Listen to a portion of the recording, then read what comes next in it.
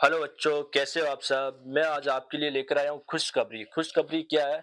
आज से मैं आपके लिए साइंस का भंडारा लेकर आया हूँ। साइंस भी मैंने आज स्टार्ट कर दी है।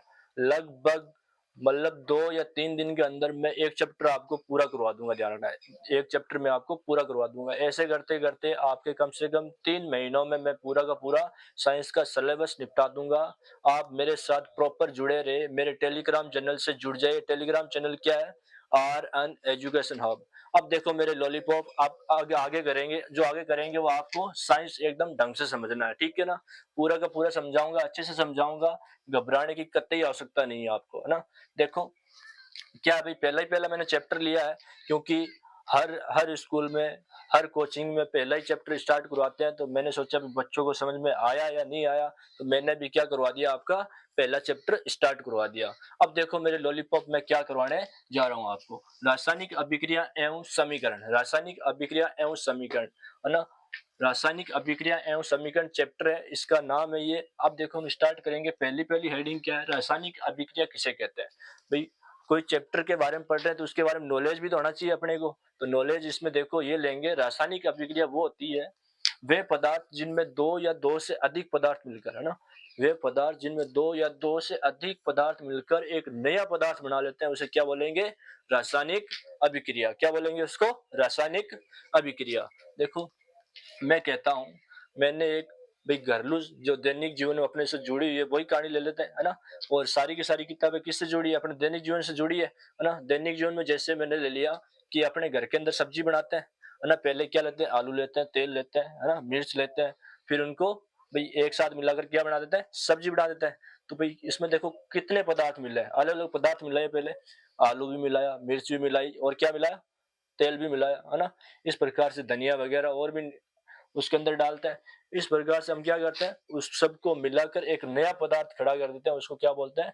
उत्पाद बोलते हैं। क्या बोलते हैं उसको? उत्पाद। ये ध्यान रखना, क्या बोलते हैं उसको? उत्पाद। उसकी आगे चर्चा करेंगे, है ना। अभी मैंने आपको बताया। जैसे एक उदाहरण और लो अपने घर से संबंधित। जैसे चावल हो गया, चावल के अंदर आलू डाल दिए, तेल डाल दिया, और क्या बन गया इससे? चरके चावल। क्या बन गए? चरके चावल, है ना। मिर्च वाले चावल, है ना। ये बनाते हैं। जैसे देखो मैंने बोला वे पदार्थ जिनमें है ना, दो या दो से अधिक, कम से कम दो तो होना ही चाहिए, है ना। एक से कभी नहीं हो सकता। एक है, मैंने कह दिया भाई चावल है तो चावल ही बनेगा, है ना। एक है, एक से क्या बनेगा? चावल ही बनेगा। ये है ना। दो या दो से अधिक, दो तो कम से कम होने चाहिए। क्या होने चाहिए? दो तो कम से कम होने चाहिए। दो या दो से अधिक, दो या दो से अधिक पदार्थ मिलकर एक नए गुण द्रव्य वाले पदार्थ बना देता है, उसे क्या बोलेंगे? रासायनिक अभिक्रिया, ठीक है। अब देखो जैसे मैंने क्या ले लिया उदाहरण के लिए, H2 प्लस O2, दोनों ही क्या है? H2 भी क्या है? गैस, हाइड्रोजन गैस है। हाइड्रोजन गैस इधर, H2 भी क्या है? Hydrogen gas. और O2 भी क्या है? गैस है, ऑक्सीजन गैस है। कौन सी गैस है? ऑक्सीजन, है ना। इन दोनों ने मिलकर क्या बना दिया? वाटर। क्या बना दिया? वाटर, पानी बना दिया, है ना। H2O। देखो दोनों ही गैस थी, है ना, हवा में उड़ रही है, दोनों ही हवा में उड़ रही है। दोनों ने मिलकर क्या बना दिया? एक लिक्विड बना दिया। लिक्विड यानी द्रव्य बना दिया। द्रव्य ही तो बनाया है ना। लिक्विड यानी द्रव्य बना दिया, मतलब पानी बना दिया, है ना। अब देखो इसी प्रकार से हम क्या लेते हैं? Mg, magnesium. मैग्नीशियम अस का मतलब क्या हो गया? सॉलिड। सॉलिड यानी ठोस। क्या हो गया? ठोस, है ना। सॉलिड यानी क्या हो गया? ठोस। अब देखो साथ में क्या है? O2। O2 क्या है? गैस। गैस है ना। कौन सी? ऑक्सीजन गैस, है ना। इन दोनों ने मिलकर क्या बना दिया? MgO। क्या बना दिया? Magnesium oxide. क्या बना दिया? Magnesium oxide. देखो मेरे लॉलीपॉप, आगे हम क्या करते हैं इसमें। Mg क्या था? एक सॉलिड।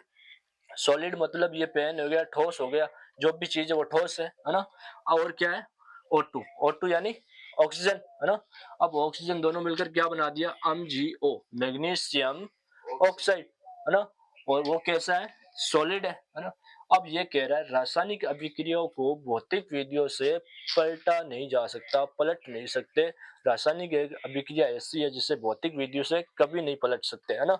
जैसे भौतिक विधियां कौन सी होगी? वाष्पीकरण करके। वाष्पीकरण जानते हो? वाष्पीकरण क्या होता है? वाष्पीकरण करके, और ऊर्ध्वपातन करके, और उपकेंद्रीकरण करके। ये इन तीनों के बारे में हम आगे चर्चा करेंगे इसके बारे में, ना। देखो रासायनिक अभिक्रिया को कौन सी विधियों से नहीं पलटा जा सकता? भौतिक विधियों से। कौन सी विधियों से? भौतिक विधियों से नहीं पलटा जा सकता, है ना। वो कौन सी भौतिक विधियां है? तो वाष्पीकरण हो गई, ऊर्ध्वपातन हो गई और उपकेंद्रीकरण हो गई, है ना। फिर देखो रासायनिक अभिक्रिया के उदाहरण, रासायनिक अभिक्रिया के उदाहरण कौन से होते हैं, है ना। ये पढ़ेंगे रासायनिक अभिक्रिया के उदाहरण। 1 मिनट रुको बच्चों, फोन आ रहा है मेरा।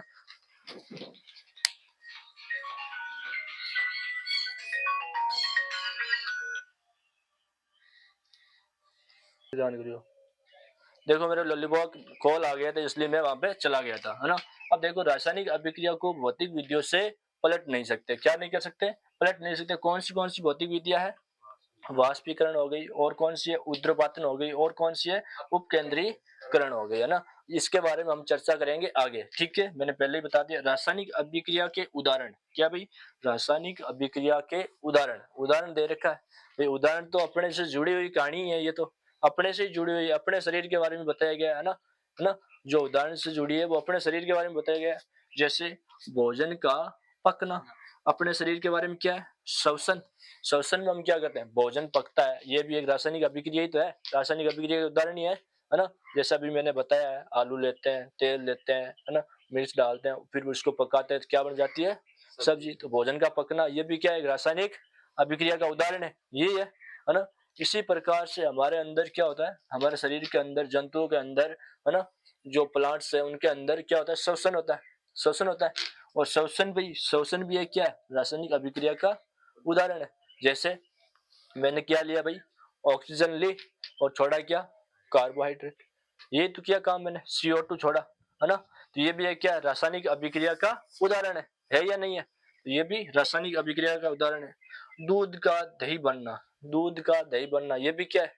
पहले दूध था, फिर क्या बना? दही। कौन बनाता है? कौन से जीवाणु बनाते हैं? लैक्टोबैसिलस, है ना। कौन से बनाते हैं? लैक्टोबैसिलस। मैग्नीशियम रिबन को वायु में जलाने पर मैग्नीशियम ऑक्साइड बनना। मैग्नीशियम रिबन आता है बाजार में, कहीं से भी खरीद लो आप, उसको हम वायु में जलाएंगे ना, ऑक्सीजन की उपस्थिति में जलाएंगे तो क्या बनाएगा? Magnesium oxide. क्या बनाएगा? Magnesium oxide. तो समझो मेरे लॉलीपॉप, इधर देखो, मैग्नीशियम रिबन को वायु में जलाने पर मैग्नीशियम ऑक्साइड बनता है। वेरी वेरी इंपॉर्टेंट, ध्यान रखना, ये वेरी वेरी इंपॉर्टेंट क्वेश्चन बनता है। यहाँ से एक क्वेश्चन बना लो नीचे। मैग्नीशियम रिबन को वायु में जलाने पर क्या बनता है? क्या बनता है? यहाँ पे एक क्वेश्चन उतार लो। मैग्नीशियम ऑक्साइड, ये सॉरी, मैग्नीशियम रिबन को वायु की उपस्थिति में जलाने पर क्या बनता है? लिख लिया क्वेश्चन? क्या बनता है? लिख लिया? मैग्नीशियम रिबन को वायु में जलाने पर क्या बनता है? क्या बनेगा बताओ? Magnesium oxide. साथ साथ बोलो मेरे, मैग्नीशियम ऑक्साइड। ऐसे शर्मा क्यों रहो लड़कियों की तरह, है? पापा की परिया हो गया आप, है?